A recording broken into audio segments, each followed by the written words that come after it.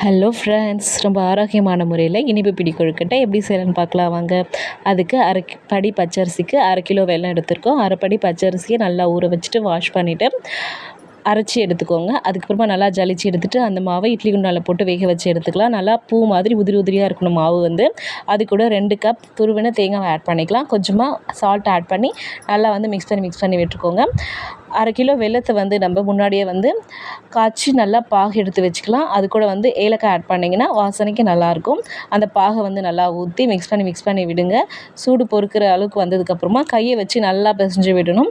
அப்படி பண்ணும்போது நம்மளுக்கு நல்லா டேஸ்ட்டாக இருக்கும். மொத்தமாக தண்ணி ஊற்றி நம்ம பிசையாமல் கொஞ்சம் கொஞ்சமாக வாட்டர் ஆட் பண்ணி கொஞ்சம் கொஞ்சமாக பிசைஞ்சிட்டே வந்தோம் அப்படின்னா நல்லா சாஃப்டாக வரும்.